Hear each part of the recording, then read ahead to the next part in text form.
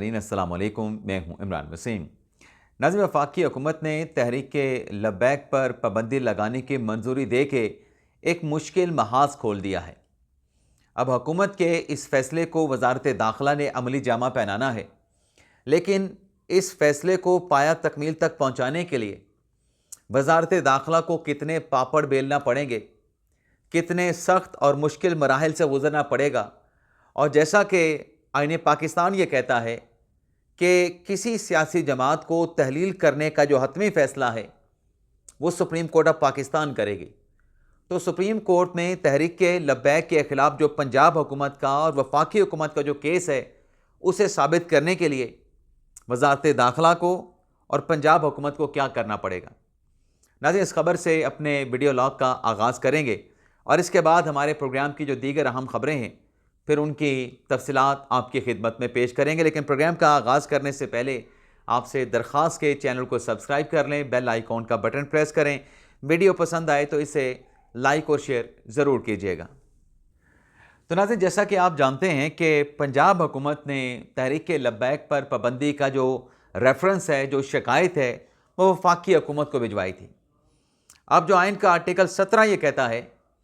کہ پابندی لگانے کا جو ڈکلیریشن ہے وہ وفاقی حکومت نے جاری کرنا ہے، اور پنجاب حکومت کی جانب سے جو ریکمنڈیشن بھجوائی گئی تھی تحریک لبیک کے خلاف، اس پر آج وزیر اعظم شہباز شریف کے زیر صدارت کابینہ کے ارکان نے اس کا جائزہ لیا ہے، اور غور و خوض کرنے کے بعد کثرت رائے سے تحریک لبیک پر وفاقی کابینہ نے وزیر اعظم شہباز شریف کی سربراہی میں پابندی لگانے کی حتمی منظوری دے دی ہے۔ اب اس سے خبر کیا نکلی ہے کہ کثرت رائے کے ساتھ جو خبر آئی ہے اس میں کہا گیا کثرت رائے کے ساتھ، اس کا مطلب ہے کہ کابینہ کے چند ارکان نے، ایک دو ارکان نے پابندی کے فیصلے پر مزید غور و خوض کرنے کی بات کی ہوگی، یا فی الحال اس فیصلے کو مؤخر کرنے کا پرپوزل دیا ہوگا، یا پھر تحریک لبیک پر پابندی کی مخالفت کی ہوگی۔ لیکن یہ فیصلہ کابینہ نے کثرت رائے کے ساتھ کر دیا ہے، کیونکہ فیصلہ اکثریت کا ہوتا ہے۔ اب اس فیصلے کے بعد ناظرین، کانسٹیٹیوشن آف پاکستان یہ کہتا ہے، جو آج کابینہ نے بھی فیصلہ کیا ہے، کہ جو پروسیجر جو چیز ہے، جو ضابطے کی کارروائی ہے، وہ اب وزارت داخلہ پورا کرے گی۔ وزارت داخلہ پورا ایک ڈوزیر، ایک ریفرنس کی صورت میں بنا کے آرٹیکل 186 کے تحت اور اس کے ساتھ ساتھ آرٹیکل 17 کو پڑھتے ہوئے، یعنی دونوں آرٹیکل کو ایک ساتھ پڑھتے ہوئے تحریک لبیک پر پابندی کا ریفرنس وزارت داخلہ بھجوائے گی۔ لیکن یہ ریفرنس بھجوانے سے پہلے آج کابینہ نے جو فیصلہ دیا ہے، اس کے بعد پروسیجر پورا کرنے کے لیے وزارت داخلہ کو تحریک لبیک پر پابندی سے متعلق ڈکلیریشن جاری کرنا ہوگا کہ وفاقی حکومت نے تحریک لبیک پر پابندی کا فیصلہ کیا ہے، اور یہ وزارت داخلہ کا پابندی سے متعلق ڈکلیریشن ہے۔ اس ڈکلیریشن کو ریفرنس کے ساتھ لگا کے ود شواہد کہ کیوں وفاقی حکومت پنجاب حکومت کی ریکمنڈیشن پہ تحریک لبیک پر پابندی لگانے جا رہی ہے، اس کی وجوہات کیا ہیں، اس کے شواہد کیا ہیں، اور پھر جب سپریم کورٹ میں ریفرنس جائے گا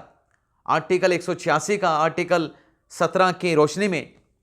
تو پھر ظاہر سی بات ہے کہ اس میں، کیونکہ آئین پاکستان یہ کہتا ہے کہ کسی سیاسی جماعت پر پابندی اس وقت لگے گی جب وہ ملک کی سالمیت اور ملک کے وقار کے خلاف کام کر رہی ہوگی۔ اب ناظرین، جب یہ ریفرنس جائے گا تو آئینی بینچ کی سائٹ پہ سنا جائے گا۔ جسٹس امین الدین خان کی سربراہی میں جو 3 رکنی ججز کمیٹی ہے، جائے گا تو چیف جسٹس کے پاس، لیکن چیف جسٹس صاحب یہ ریفرنس بھجوا دیں گے ججز کمیٹی کو، اور ججز کمیٹی اس ریفرنس پر سماعت کا فیصلہ کرے گی۔ ایٹ لیسٹ جو ہے وہ 5 رکنی بینچ بنے گا، اور اس 5 رکنی بینچ میں وزارت داخلہ کو، فیڈریشن کے وکیل کو یہ ثابت کرنا پڑے گا کہ جو تحریک لبیک ہے اس نے ملک کی سالمیت اور ملک کی جو وقار ہے اس کو نقصان پہنچایا ہے، اور پھر ان شواہد پر جو سپریم کورٹ کی اوپینین ہوگی وہ ناظرین فل اور فائنل ہوگی۔ اس کے بعد پھر تحریک لبیک کے حق میں فیصلہ آئے یا پھر حکومت کے حق میں فیصلہ آئے، کوئی فریق کسی اور فورم پہ نہیں جا سکتا ہے۔ سپریم کورٹ کا فیصلہ فائنل ہوگا اس ریفرنس پہ، اور اس میں کوئی رائٹ آف اپیل بھی نہیں ہے۔ جیسے آرٹیکل 184(3) میں رائٹ آف اپیل ہوتی ہے، یہاں پہ رائٹ آف اپیل بھی نہیں ہے۔ ناظرین، پنجاب حکومت نے جو شکایت بھجوائی ہے، اس شکایت میں جو الزام ہیں تحریک لبیک پہ انتشار پھیلانے کا الزام ہے، ریاستی ریٹ کو چیلنج کرنے کا الزام ہے، پرتشدد احتجاج کرنے کا الزام ہے، جلاؤ گراؤ کرنے کا الزام ہے، سرکاری نجی املاک کو نقصان پہنچانے کا الزام ہے، فرقہ واریت کو فروغ دینے کا الزام ہے۔ تو ان تمام الزامات پہ اب وزارت داخلہ تحریک لبیک کے خلاف یہ کیس بنائے گی کہ اس سے جو ایکٹیویٹیز ہیں تحریک لبیک کی، یہ جو الزامات ہیں، اس سے پاکستان کے ریاست کے وقار کو ٹھیس پہنچی ہے، نقصان پہنچا ہے۔ لیکن یہ کہنے سے نہیں، یہ سپریم کورٹ کے سامنے اس کو شواہد کے ساتھ ثابت کرنا پڑے گا۔ ڈاکومنٹری شواہد بھی ہو سکتے ہیں، آڈیو ویڈیو شواہد بھی ہو سکتے ہیں، لیکن ثابت کرنا پڑے گا، پھر ہی یہ جو پابندی ہے تحریک لبیک پر، یہ حتمی تصور کی جائے گی۔ اس کے ساتھ ساتھ ناظرین، 594 اب تک تحریک لبیک کے کارکنان گرفتار کیے جا چکے ہیں کریک ڈاؤن کے نتیجے میں، اور پنجاب حکومت کا یہ کہنا ہے کہ انسانی جانوں کے تحفظ کے لیے رضوی برادران کی گرفتاری جلد کی جائے گی، اور جو اسلحہ لائسنس 10 لاکھ پنجاب میں لوگوں کے پاس ہیں، حکومت پنجاب نے 28 اسلحہ کے جو ڈیلر ہیں ان کے لائسنس جو ہے منسوخ کر دیے ہیں۔ تو یہ ناظرین خبر ہو گئی تحریک لبیک سے متعلق۔ اب ناظرین آ جاتے ہیں جو دیگر خبریں ہیں۔ ناظرین، اسلام آباد ہائی کورٹ نے، جیسے میں نے کہا تھا کہ خان صاحب کے ساتھ ملاقاتوں کو یقینی بنانے کا حکم دے دیا، لیکن اس میں سوال یہ تھا کہ ملاقات کون کرے گا۔ آج جو لسٹ دی گئی تھی 5 لوگوں کی یا 6 لوگوں کی، کسی کے ساتھ ملاقات نہیں ہو سکی۔ سہیل افریدی صاحب خیبر پختونخوا کے وزیر اللہ پہنچے، اپنا صوبہ چھوڑ کے،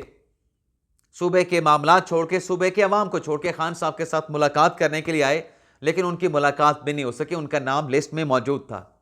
کچھ دیر کا انہوں نے اڈیالہ جیل کی طرف جانے والی سڑک پہ دھرنا بھی دیا، لیکن کچھ دیر کے بعد اس دھرنے کو ختم کر کے اپنے پروٹوکول کے ساتھ، اپنی سیکیورٹی کے ساتھ سہیل افریدی واپس جو ہے اڈیالہ جیل سے واپس روانہ ہو گئے۔ اور سہیل افریدی نے کہا کہ اب ہم عوام کے پاس جائیں گے، عوام اس مسئلے کا حل بتائیں گے۔ ہم نے خان صاحب کے ساتھ ملاقات کے لیے دروازے کھٹکھٹائے ہیں، لیکن ہمیں ریلیف نہیں ملا۔ ناظرین، میں نے آپ کو دن کے ویڈیو لاگ میں بتا دیا تھا کہ اسلام آباد ہائی کورٹ کا فیصلہ، جس میں کہا گیا ہے کہ مارچ 2025 کے فیصلے پہ عمل درآمد کیا جائے، خان صاحب کے ساتھ ملاقاتیں کروائی جائیں، لیکن اس میں جو ایک چیز، جو ایک رکاوٹ تھی یا جو ایک قانونی نقطہ تھا کہ جو سردار اعجاز صاحب والا جو فیصلہ ہے، جس میں عمران خان صاحب کو اڈیالہ جیل میں سیاسی ملاقاتوں کی اجازت دے دی گئی تھی، اور سیاسی ملاقاتوں پر پابندی کا جو قانون تھا اس کو ختم کر دیا گیا تھا، وہ بھی آج اسی عدالت میں، ڈوگر صاحب کی عدالت میں چیلنج تھا۔ پنجاب حکومت کی اپیل تھی، اور اس اپیل پہ عدالت نے سماعت کرتے ہوئے سردار اعجاز اسحاق صاحب کا جو فیصلہ ہے اس کو معطل کر دیا ہے۔ یعنی سردار اعجاز اسحاق کا فیصلہ، جس میں خان صاحب کو سیاسی گفتگو، سیاسی ملاقاتیں کرنے کی اجازت ملی تھی، وہ فیصلہ آج ہائی کورٹ نے اس کو معطل کر دیا، اس کو سسپینڈ کر دیا۔ اور جو 1984 سے قانون چلا آ رہا تھا کہ سیاسی جو شخص ہے، جو سزا یافتہ شخص ہے، وہ سیاسی ملاقاتیں، سیاسی گفتگو اڈیالہ جیل میں نہیں کر سکتا، اس قانون کو بحال کر دیا گیا ہے۔ اب ناظرین، ہو سکتا ہے کہ یہ جو قانون ہے کہ آپ سزا یافتہ ہونے کے بعد جیل میں سیاسی گفتگو نہیں کر سکتے، ہو سکتا ہے کہ یہ قانون غلط ہو، یہ قانون بنیادی حقوق سے متصادم ہو۔ لیکن پھر سوال یہ پیدا ہوتا ہے کہ اگر ایسا ہے کہ یہ قانون بنیادی حقوق سے متصادم ہے، تو اسلام آباد ہائی کورٹ نے انٹرا کورٹ اپیل میں یا جسٹس ڈوگر صاحب کے 3 رکنی بینچ نے اس فیصلے کو پھر سسپینڈ کیوں کیا؟ اس کا ناظرین ایک بیسک جو سوال ہے، جو بنیادی سوال ہے، کہ جو اعجاز اسحاق صاحب نے فیصلہ دیا اس میں پروسیجر کو فالو نہیں کیا گیا۔ پروسیجر کے بغیر دیا گیا فیصلہ قانون کی نظر میں سسٹین یعنی برقرار نہیں رکھا جا سکتا۔ اب اس میں پروسیجر کہاں پہ فالو نہیں ہوا؟ اٹارنی جنرل کو نوٹس نہیں ہوا، ایڈوکیٹ جنرل کو نوٹس نہیں ہوا، پنجاب حکومت کو پارٹی نہیں بنایا گیا، اور یہ درخواست مروت صاحب کی تھی، اور مروت صاحب کی درخواست پر اسلام آباد ہائی کورٹ نے یہ ریلیف عمران خان صاحب کو دیا تھا، عمران خان صاحب کی پارٹی کو دیا تھا۔ آج مروت صاحب کو پارٹی سے نکالا جا چکا ہے۔ آج شیر وزیر مروت صاحب جو ہیں وہ تحریک انصاف کا حصہ نہیں ہیں۔ لیکن ناظرین، جو میں نے کہا کہ پروسیجر فالو نہیں ہوا، اس بنیاد پہ یہ فیصلہ برقرار نہیں رکھا جا سکتا تھا، تو اس پروسیجر کے معاملے کو مزید آسان کر کے آپ کی خدمت میں اس کی ڈیٹیل پیش کرتے ہیں۔ ناظرین، مثال یہ ہے کہ پنجاب نے جو بلدیاتی انتخابات کا جو قانون بنایا ہے، آپ جانتے ہیں کہ اس بلدیاتی انتخابات کے قانون کا جو اطلاق ہے وہ صرف پنجاب کی حد تک ہے۔ خیبر پختونخوا کا اپنا بلدیاتی انتخابات کا قانون ہے، سندھ کا اپنا ہے، اسی طریقے سے بلوچستان کا اپنا ہوگا۔ لیکن یہ نہیں ہو سکتا کہ لاہور ہائی کورٹ جو بلوچستان کا بلدیاتی انتخابات سے متعلق جو قانون ہے، یا کے پی کے کا جو بلدیاتی انتخابات کا قانون ہے، اسے Lahore high court judicial review کرنے کے بعد اس کو کالعدم قرار دے دیں۔ یہ دائرہ اختیار لاہور ہائی کورٹ کا ہے نہیں۔ اور یہاں پر بھی ایگزیکٹلی یہی ہوا ہے کہ جیل مینیول، جو جیل رولز ہیں 1978 کے، وہ پنجاب کی اسمبلی کے بنائے ہوئے ہیں۔ ان رولز کا جائزہ لاہور ہائی کورٹ لے سکتی ہے، ان رولز کا جائزہ اسلام آباد ہائی کورٹ نہیں لے سکتی۔ لیکن اگر کوئی کہہ بھی لے، کوئی بضد بھی ہو کہ ہائی کورٹ، اسلام آباد ہائی کورٹ کا اطلاق تمام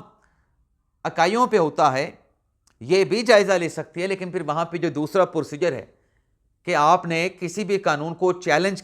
ہونے پہ یا کالعدم قرار دینے سے پہلے آپ نے اٹارنی جنرل کو نوٹس کرنا ہے، آپ نے متعلقہ صوبے کے ایڈوکیٹ جنرل کو نوٹس کرنا ہے، متعلقہ صوبے کو بھی پارٹی بنانا ہے۔ یہ پروسیجر بھی پورا نہیں کیا گیا، تو اس لیے یہ قانون جو ہے فیصلے میں جھول کی وجہ سے اس فیصلے کو معطل کر دیا گیا ہے۔ اگلی تاریخ غیر معینہ مدت ہے۔ تو اس فیصلے سے جہاں ہائی کورٹ نے کہا کہ خان صاحب کے ساتھ ملاقاتیں کروائی جائیں، لیکن اس فیصلے نے، جس میں اعجاز اسحاق صاحب کا فیصلہ معطل کیا گیا ہے،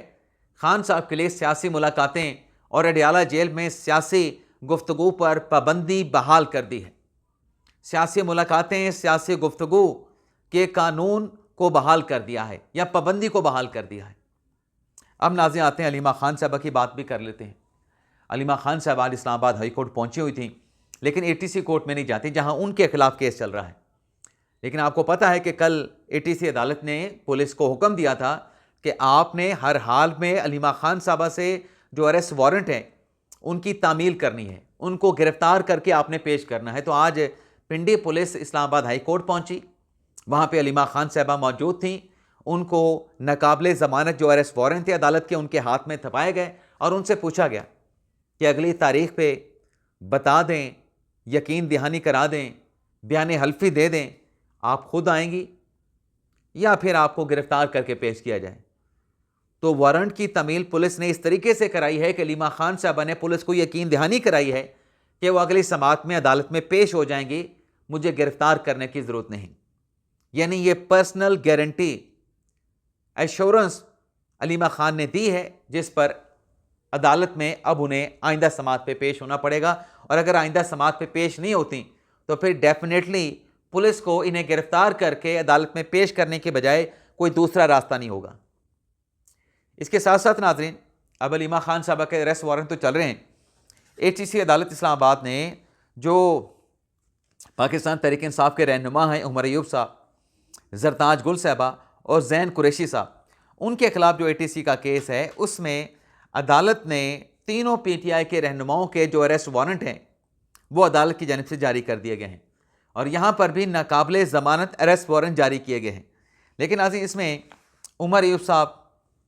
روپوش ہیں خیبر پختونخوا میں، زرتاج گل صاحبہ بھی خیبر پختونخوا میں روپوش ہیں، زین قریشی صاحب جو ہیں وہ بھی منظر عام پہ اس طریقے سے سامنے نہیں ہیں۔ تو یہاں پر پولیس کے لیے ان وارنٹ کی تعمیل کرانا مشکل ہے، لیکن پولیس کو عدالتی آرڈر پہ ان وارنٹس کی تعمیل کرانا پڑے گی اور ان سے ایشورنس لینا پڑے گی، پرسنل گارنٹی لینا پڑے گی۔ ادروائز اگر یہ گارنٹی نہیں دیتے یا عدالت میں پیش نہیں ہوتے تو پھر ان کے خلاف اشتہاری قرار دینے کی کارروائی بھی شروع ہو سکتی ہے۔ اس کے ساتھ ساتھ ناظرین ایک افسوسناک خبر ہے، اور خبر ناظرین یہ ہے کہ اسلام آباد پولیس کے ایس پی انڈسٹریل ایریا جناب عدیل اکبر صاحب، آج انہوں نے اپنے آپ کو گولی مار لی ہے۔ گولی مار کے اس دنیا فانی سے وہ آگے چلے گئے، اور جو ابھی تک کی غیر کنفرم اطلاعات آئی ہیں اس میں ایک تو یہ ہے کہ شاید ان کو چھٹی نہیں مل رہی تھی، لیکن یہ ان کنفرم ہے، اور دوسرا اس میں یہ بات آ رہی ہے کہ ان کی پروموشن نہیں ہوئی تھی، ان کے بیچ کے باقی ساتھیوں کی پروموشن ہو چکی تھی لیکن ان کو پروموشن نہیں ملی تھی۔ تو پروموشن نہ ملنے پہ وہ دل برداشتہ تھے، لیکن فیکچول وجہ کیا ہے، حقیقت کیا ہے کہ کیوں انہوں نے خودکشی کی ہے، یہ ابھی تک حقائق جو ہیں وہ سامنے نہیں آ سکے ہیں۔ تو یہ تھا ناظرین ہمارا ویڈیو لاگ، آپ سے اجازت چاہتے ہیں۔ اللہ تعالی ہم سب کا حامی ناصر، اپنی دعا میں یاد رکھیے گا۔ اللہ حافظ۔